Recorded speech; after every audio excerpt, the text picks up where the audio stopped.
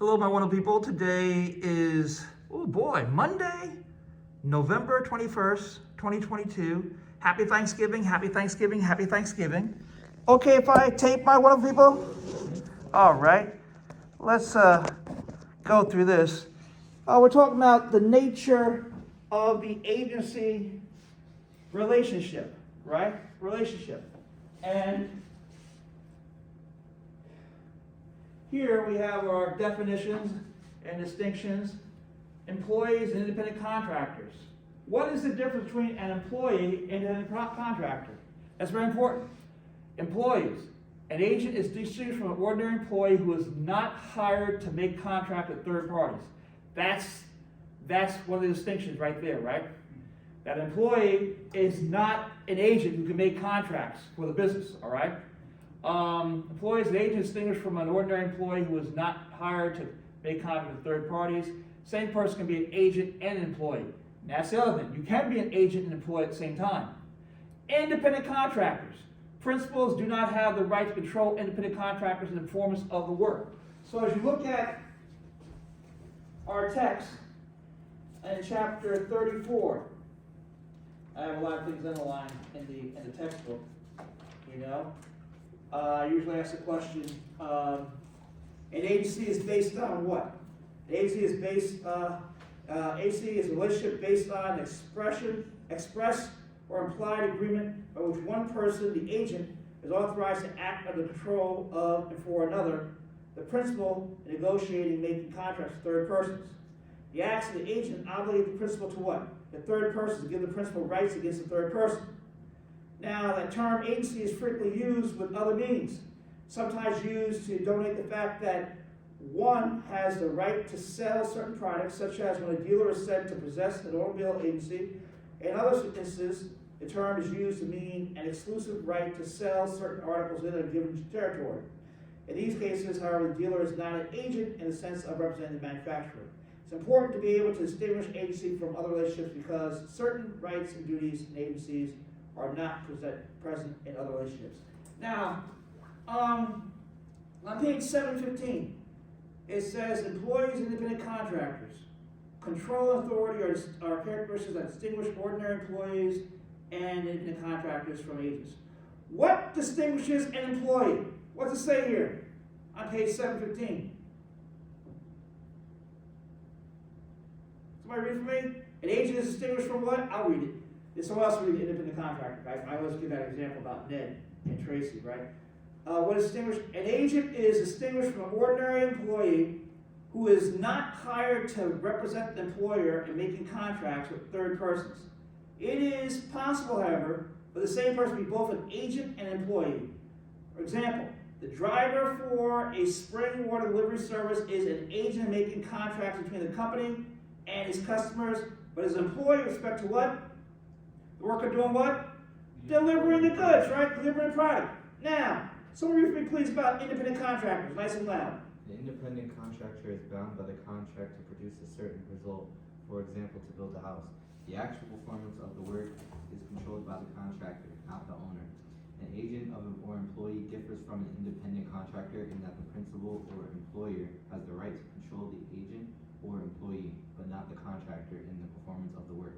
For example, Ned and Tracy Seizure contract with Fox Building Company to build a new home on Hilton Head Island, South Carolina. According to reference plans and specifications, individuals hired by Fox to work on the home are subject to the authority and control of Fox, the independent contractor, not the Seizure. However, Ned and Tracy could decide to build the home themselves, hiring two individuals from nearby Beauforts, Ted Chase and Marty Bromley, to do the work Caesars will direct each day. Because Ted and Marty would be the employees of the Caesars would be held responsible for any wrongs committed by these employees within the scope of their employment. Thank you. So here, because they hired someone, right, and they're working underneath their direction, they're responsible. Independent contractor is different, right, where they're independent and the homeowner is not directing them directly. Okay. What's the rest to say? As a general rule? As a general rule, on the other hand, the Caesars are not responsible for the torts of Fox. The independent contractor contractor's employees. A right to control test determines whether an individual is an agent, an employee, or an independent contractor. Okay, so well, thank you for reading that. So what test controls it? The right to what? Right to control. Right to control test will determine whether or not we have someone who is an independent contractor or not. Principals do not have the right to control independent contractors in the performance of work. Contractors control their own work and cannot make contracts as agents. Special agent, authorized by the principal to handle a definite business transaction. General agent, authorized to transact all affairs in connection with a particular type of business. Universal agent, authorized to perform all acts that can be lawfully delegated to a representative. Agency coupled with an interest. Our textbook on page 716, 34-1C. An agent has an interest in the authority when consideration has been given or paid for the right to exercise authority. For example, when a lender, in return for making a loan of money, is given a security, authority to collect rents due the borrower and apply those rents to the payment of the debt, the lender becomes the borrower's agent with an interest in the authority given to collect the rents. An agent has an interest in the subject matter when, for consideration, she is given an interest in the property which she is dealing.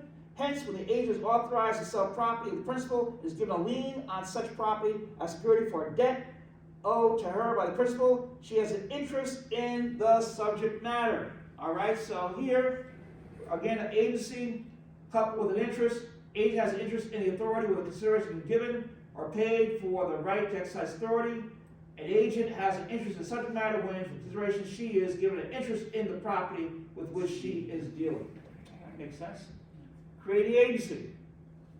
All right, how do you create it? An agency may arise by appointment, conduct, ratification, or operation. 34-2, the textbook. 34-2A, authorization by appointment. The usual method of creating an agency is by what? Express authorization. That is, a person is appointed to act for or on behalf of another. The authorization of the agent may be oral or in writing. So read for me the example with Russell Jones, please. Russell Jones Equipment, the owner of Westex gave equipment operator Daniel Flores an actual authority to sign an equipment rental agreement on behalf of Westex that acknowledged delivery of a loader to the job site. However, some appointments must be made in a particular way. A majority of the states by statute require the appointment of an agent to be in writing when the agency is created to acquire or dispose of any interest in land. A written authorization of agency is called a power of attorney. An agent acting under the power of attorney is referred to as an attorney in fact, and such a relationship is per se Fiduciary. fiduciary in nature. Very good, thank you. Fiduciary means a trust, you know?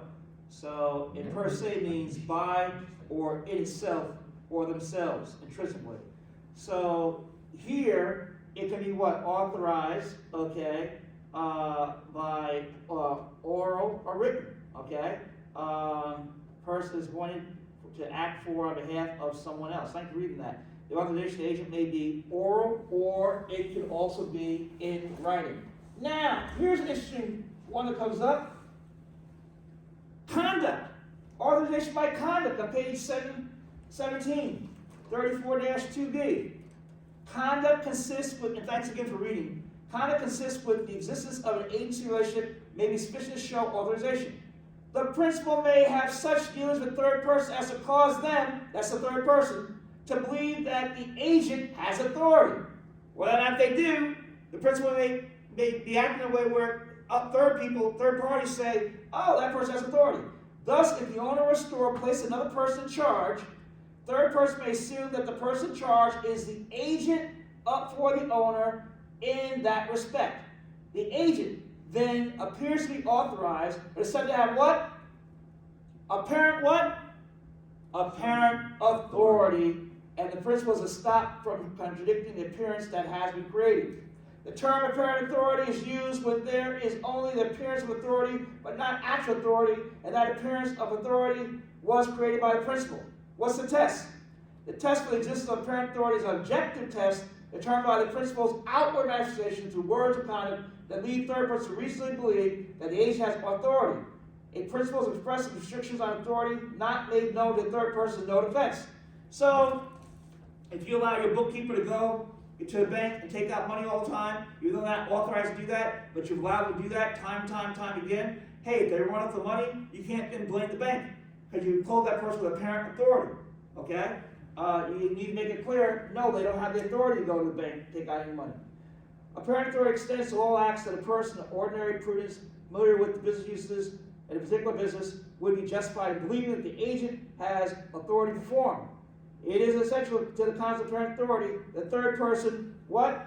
Reasonably believe that the agent has authority, okay? So again, it's created by conduct and the apparent authority, even though they don't have actual authority. Want to read that for me, please, Mustafa, up here? What's on the screen? Agency By ratification. by ratification. An Unauthorized? unauthorized act can be ratified or approved by the principal. Okay, so this means that the agent's done something they weren't told to do, but you know what, the principal says, you know what, hey, I like what you've done, fine, let's go on. Intention to ratify may be expressed in word or by conduct. And then, thank you, and then we have the conditions of ratification. Agent must have purported to act on behalf of the principal. Principals have been capable of authorizing the act and have full knowledge of material facts. Thank you very much for reading that. Then you have agency by ratification continued. The effect on ratification. The effect is the same as if the act had been originally authorized. Prove the agency relationship. The burden of proving the existence of an agency relationship is on the person who seeks to benefit from such proof. Okay? What else? Agent's authority. Express authority, right? Given when the principal tells the agent to perform certain acts, all right? Certain things they've been told to do.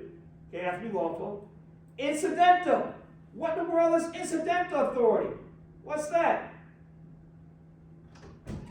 What's that? Incidental authority. Huh? That's authority to perform acts reasonably necessary to execute express authority, right? Reasonably necessary. Now, what's this customary authority all about? Customary? What's that? Implied authority to do acts that usually accompany others' transaction. Yeah, usually company authorized transactions. So customary is implied authority to do acts that usually accompany authorized transactions. So what is the custom of the particular business that you're in, right? Maybe a factor there. Scope of agent's authority, apparent authority occurs when principal's words or conduct believes the third person believes the person has authority, third person relies on the appearance. We talked about that already. Effect of proper exercise authority. What happens when an agent legally uses their authority? It does what? Legally binding contract between the principal and the what? The third party. Very good. Duty to ascertain extent of agent's authority. What's that all about? What's this duty to ascertain? On page 720. In fact, my book says, what is the duty of a third person with respect to an agent? What do they have to do? Oh! The third person has to make sure that the agent actually has the authority to do what they're saying they're going to do, right? So a third party has a duty to ascertain the agent's authority. Agents acts adverse to principle. What's that mean? Adverse to principle. What's that mean? Adverse. That means it's working against what? The principle? 34-3C, CPA exam, duty to ascertain extent of agent's authority, page 720. A third person who deals with a person claiming to be an agent cannot rely on the statements made by the agent concerning the extent of authority.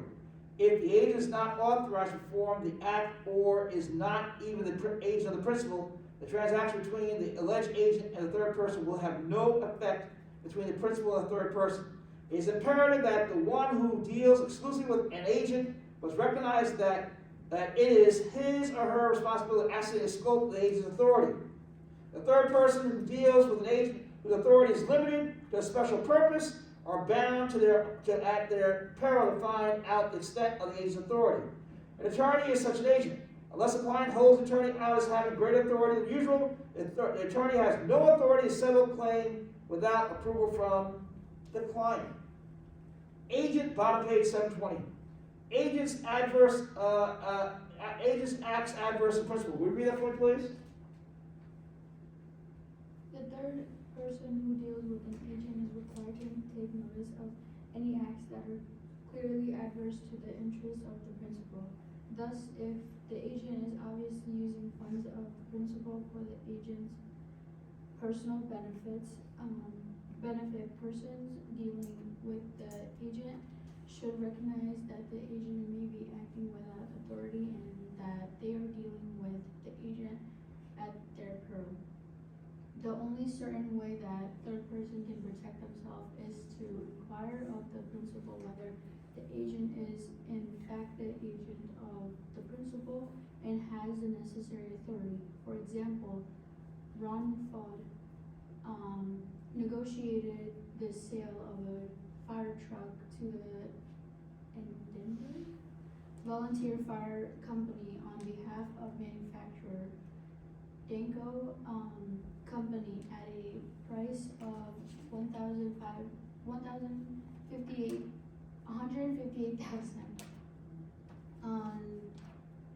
Danco Farms and the Letterhead Fund drafted a proposal for fire apparatus, and it was signed by the President of Fire Company and Fudd. as a dealer for Danco. Fudd gave a special $2,000 discount for prepayment of the cost of the chassis.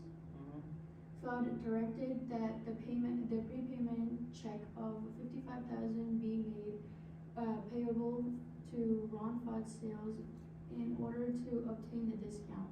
The fire company's treasurer inquired of Fudd why the prepayment check was being made out to Fudd rather than Danco, and he accepted Fudd's answer without contacting Danco to confirm this unusual arrangement. Thank you right there. They read that. Let's stop for a second.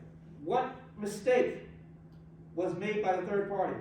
The check is right to file. He what? The check was written to the wrong person. Yeah. And he should have done what? Should have talked to him. Should have confirmed, right? With Danco, Fudd astounded with the proceeds of the check. The fire company sued Danco, claiming that Fudd had apparent authority to receive the prepayment. While there was some insidia of agency, the court found that the fire company had failed to reasonably inquire with Danco to verify Fudd's authority to receive the prepayment in Fudd's name, and it rejected the claim that Fudd had apparent authority to accept the prepayment check made out to Fudd as opposed to Danco. Okay, thank you. I'm reading that. Thank you. So again, a third party has duty ascertain the agent's authority, and the agent's acts adverse to the principal. Third party is required to take notice of any acts that are clearly adverse to the interest of the principal. Any questions should be directed to the principal. Limitation of agent's authority. Obvious limitation in some cases, as in working for a federal government agency, is limited. Secret limitations. Third party is allowed to take agent authority at face value. Is not bound by limitations of third party. What? Had no knowledge of what? Had no knowledge of, right? Had no knowledge of. What's this? Duties and liabilities of agent, principals and agent. Duties and liabilities of principal and agent on page 722. The creation of the principal-agent relationship gives rise to duties and liabilities. 34-4A.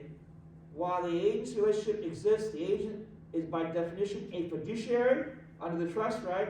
It knows a certain duties to the principal. One of them is what? Loyalty? What's loyalty? What's it mean to be loyal? The agent must be loyal or faithful to the principal. The agent must not obtain any secret benefit from the agency. Huh? Agent must not obtain any secret benefit from the agency. Obedience and performance. Agent is under a duty to obey all lawful instructions. Reasonable care. Same care that any reasonable person would exercise. What can the principal do here? Alternatively, the principal can approve the transaction, sue the agent for any secret profit obtained by the agent. A contract is voidable by the principal if the agent who was employed to sell property purchases to property, either directly or indirectly, without full disclosure to the principal. The agent cannot act as an agent for both parties to the transaction unless both know of the dual capacity and agree to it. If an agent does act in this capacity without the consent of both parties, any principal who did not know of the agent's double status can avoid the transaction. An agent must not accept secret gifts or commissions from third persons in connection with the agency. How come? How come no secret gifts? Huh? Wouldn't that be like a line? A violation of loyalty, right? And if the agent does so, the principal may sue the agent for those profits or commissions. Such practices are condemned because the judgment of the agent may be influenced by what? The receipt of gifts and commissions, right? So instead of taking 10 million, agent says, you know what? Let's do 7 million, and you kick me in with 1 million, right? Right? Can't do that kind of stuff. Okay? It's a violation of the agent's duty of loyalty to make and retain secret profits or to secretly usurp the business opportunities of the principal or steal them. On page 724, an agent is, of course, prohibited from aiding the competitor of a principal or disclosing them information related to the business of the principal. It is also a breach of duty for the agent to knowingly deceive a principal. You can't deceive. So again, duties and liabilities also come to, obedience and performance. An agent is under a duty to obey all lawful instructions. We talked about that already. It's duty of an agent to act with the care of a reasonable person with exercise under circumstances. Accounting. An agent must account to the principal for all what? Property or money belonging to the principal that comes into the agent's possession. Agent must, within a reasonable time, give notice of collection made and render an accurate account of all receipts and expenditures. Agency agreement may state at what intervals or on what dates such accounting are to be made. The agent must keep the principal's property and money separate and distinct from what? The agent's, right? Again, agent must what? Accounting. Agent must account for all money and property. Information. Duty to keep principal informed of all facts. Top of page 725, I've written down, what are the duties and liabilities of agent after termination of agency? Someone read that for me, please? That paragraph? When the agency relationships end, the duty of the agent continue only to extent necessary to perform period obligations. For example, the agent must return the One former. moment. Okay, I found this on the That's okay. So when the agency relationship ends, the duties of the agent continue only to the extent necessary to form prior obligations. So prior obligations, right? Not future obligations. Let's read that, sir. And then, for example, an agent must return to the former principal any property that had been entrusted to the agent for the purpose of the agency, with the exception of such winding up duties. The agent's relationship is terminated, and the former agent can deal with the principal, as freely as with a stranger. What are the duties and liabilities of principal and agent? So read that before me, please, 34-4C. The principal must perform the contract, compensate the agent for his services, make reimbursement for proper expenditures, and under certain circumstances must Indemnify. indemnify the agent for loss. Thank you. So here again we have the duties and liabilities of an agent after termination of agency. Duties continue only to the extent necessary to perform prior obligations. And then duties and liabilities principal to agent. Employment according to terms of contract. Principal obligated to permit the agent to act for the terms of the contract. And here, principal must perform the contract, compensate the agent for services, make reimbursements for proper expenditures, and under certain circumstances, must indemnify the agent for loss. Employment according to terms of contract. What's that one all about? Charles, can you read for us, please? When a contract is for a specified time, the principal is obligated to permit the agent to act as an agent for the term of the contract. Exceptions are made for just cause or contract provisions that permit the principal to terminate the agency sooner. If the principal gives the agent an exclusive right to act in that capacity, the principal cannot give anybody else the authority to act as agent, nor may the principal do the act to which the exclusive agent's authority relates. For example, if Jill Baker gives Brett Stamos the exclusive right for 6 months to sell her house, she cannot give another real estate agent the right to sell it during the 6-month period to undertake to sell the house herself. If the principal or another agent sells the house, the exclusive agent is entitled to full compensation just as though the act had been performed by the exclusive agent. That's interesting. Yeah, that's nice. So here, yes, so again, when you have, duties and liabilities, thank you for reading that, sir, thank you. That you have duties and liabilities of principal and agent, continued, compensation, repeating transactions, customer future payments are made, during the agency. Then you have your post-agency transaction, future payments depend upon terms of contract. Terms of contract, when the contract is for a specified time, the principal is obligated to permit the agent to what? Act as the agent for the terms of the contract. So that's the only version you use, right? What's the exception? Just cause, conditions that permit the principal to terminate the agency sooner, right?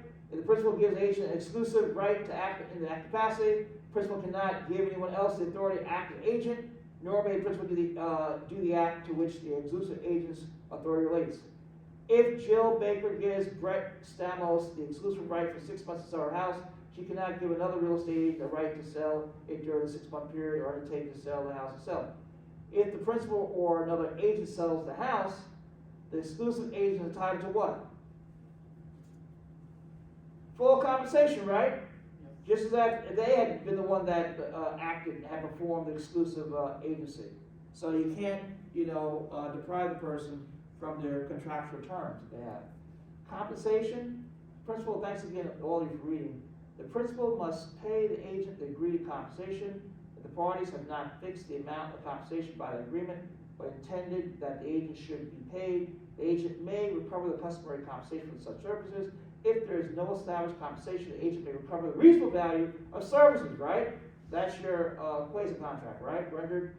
And if the ultimate buyer in a real estate sale was not introduced to the property owner by the broker, then no commission is owed. Page. Is item top of page 726. What happens with a repeating transaction? In certain industries, third persons may make repeated transactions with the principal. In these cases, the agent who made the original contract with the third person commonly receives a certain compensation or percentage of commission on all subsequent renewal or additional contracts. In the insurance business, for example, the insurance agent obtaining the policyholder for the insurer receives a substantial portion of the first year's premium and then receives a smaller percentage of the premium paid by policyholder in subsequent years. Post-agency transaction. An agent is not ordinarily entitled to compensation in connection with transactions such as sales or renewals of insurance policies occurring after the termination of the agency, even if the post-agency transaction was are the result of the agent's former activities. However, if the party's employment contract calls for such compensation, it must be paid. Real estate agent Laura McLean contract called for her to receive $1.50 for every square foot that Atlanta Committee for the Olympics Games Incorporated, ACOG, leased that Atlanta building, and even though she had been terminated at the time, ACOG executed a lease amendment for $164,412 additional square feet, she was contractually entitled to a what? $246,618 commission. Makes sense, right? Interesting. Termination of agency. What's this all about? termination by acts of parties. Agency may be terminated by either party. Terminating party may be liable for damages if it violates the contract. And then termination by operational law. When does that happen?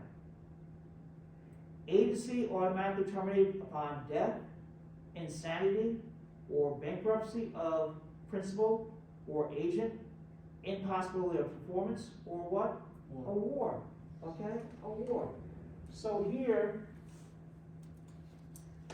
they're talking about on page 726, 34-5, an agency may be terminated by the act of one or both other parties to the agency agreement or by operational law. When the authority of an agent is terminated, the agent loses all rights to act for the principal. Termination by parties, the duration of the agency relationship is commonly stated in the contract creating the relationship.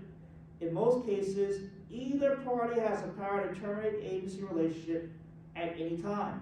However, the conjunctive adverb, the terminating party may be liable for damages to the other if what? If the termination is in violation of the agency contract. When a principal terminates an agent's authority, it is not effective until the agent receives a notice. Because a known agent will have the appearance of still being an agent, notice must be given to third persons of the termination. So you as principal, you have to notify everybody else the agent's worked with and say, look, that person's not our agent anymore. And the agent may have the power to bind the principal and third persons until notice is given. Very important. Termination by operational law. Want to read that for me, please? 34-5B. The agency relationship is a personal one, and anything that renders one of the parties incapable of performing will result in the termination of the relationship by operation of law. The death of either the principal or the agent ordinarily terminates the authority of an agent automatically, even if the death is unknown to the other. An agency is also terminated by operation of law on the 1, insanity of the principal or agent, 2, bankruptcy of the principal or agent, 3, impossibility of performance such as destruction of the subject matter, or 4, when the country of the principal is at war with that of the agent. Thank you very much. Again, termination agency, disability of the principal under the UDPAA. The Uniform Durable Power of Attorney Act, the UDPAA, permits the creation of an agency by specifying that this power of attorney shall not be affected by subsequent disability or incapacity of the principal. Alternatively, the UDPAA permits the agency to come into existence upon the disability or incapacity of the principal. So it comes into existence when the person is incapacitated or when they have some type of disability. Okay, it comes into existence at that point. For this to be effective, the principal must design the the principal must designate the attorney in fact in writing. The writing must contain words showing the intent of the principal that the authority confirmed shall continue notwithstanding disability or capacity of the principal. The UDPAA, which has been adopted by most states, changes the common law, the general rule that insanity of the principal terminates the agent's authority to act for the principal. Society today recognizes that it may be in the best interest of a principal and good for the business environment for a principal to designate another as an attorney in fact to act for the principal when the principal becomes incapacitated. It may be prudent to grant durable powers of attorney to different persons for property matters and for health care decisions. Durable powers of attorney granted only those powers that are specified in the instrument. A durable power of attorney may be terminated by revocation, by a competent principal, and by the death of the principal. Turn the page, please. So here, disability of principal under UDPAA permits creation of an agency that is not affected by subsequent disability or incapacity of the principal. Agency may also come into existence upon disability of incapacity of the principal. Durable power of attorney grants only those powers specified by the instrument. Okay? Now, let's go to the next page, page 728. What's termination of agency coupled with interest? What are you talking about? 34-5D. What is that? Termination of agency coupled with interest. Exception is exception to the general rule. Cannot be revoked by principal before the expiration of the interest and not terminated by death or insanity. So here it says, an agency coupled with an instrument, and an agency coupled with an interest, right? The agency coupled with an interest is an exception to the general rule as to the termination of an agency. So the agency coupled with an interest is an exception, I had that circle in my book, to the general rule as to the termination of an agency. Such an agency cannot be revoked by the principal before the expiration of the interest. It is not terminated by death or insanity of either principal or the agent. 34-5B. Protection of agent from termination of authority. The modern world of business has developed several methods of protecting an agent from the termination of authority for any reason. These methods include the use of exclusive agency contract, a secure transaction, an escrow deposit, a standby letter of agreement, or a guarantee agreement. Things that we looked at in the past, right? 34-5F. If the principal revokes the agency, the authority to act for the principal is not terminated until the agent receives notice of revocation. The agent has to receive that notice again, right? As between the principal and the agent, the right of the agent to bind the principal to third persons generally ends immediately upon what? The termination of the agent's authority. This termination is effective without giving notice to third persons. When the agency is terminated by the act of the principal, notice must be given to third persons. If this notice is not given, the agent may have the power to what? To make contracts that will what? Will bind the principal and third persons. This rule is predicated on what? On the theory that the known agent will have the appearance of still being the agent unless notice to the contrary is given to third persons. So, for example, Seltzer owns property in Raccoon that he uses for the month of February and leases the remainder of the year. O'Neill has been Seltzer's retail agent for the past 7 years, renting individuals like Ed Tucker under a power of attorney that gives authority to lease the property for set seasonal and off-season rates. O'Neill's right to bind Seltzer on the rental agreement ended when Seltzer faxed O'Neill a revocation of the power of attorney on March 1st. A rental contract with Ed Tucker signed by O'Neill on behalf of Seltzer on March 2nd will bind Seltzer, however, because O'Neill still appeared to Seltzer's agent and Tucker had no notice to the contrary. When the law requires giving notice in order to end the power of the agent to bind the principal, individual notice must be given or mailed to all persons who had prior dealings with the agent. In addition, notice to the general public can be given by publishing in the newspaper or general circulation in the affected geographic area a statement that the agency has been what? Terminated. If a notice is actually received, the power of the agent is terminated without regard to whether the method of giving notice was proper. Conversely, if proper notice is given, it is immaterial that it does not actually come to the attention of the party notified. Thus, a member of the general public cannot claim that the principal is bound on the ground that the third person did not see the newspaper notice saying that the agent's authority had been terminated. So again, you have your general rule, right? And then you have your exception to general rule, okay?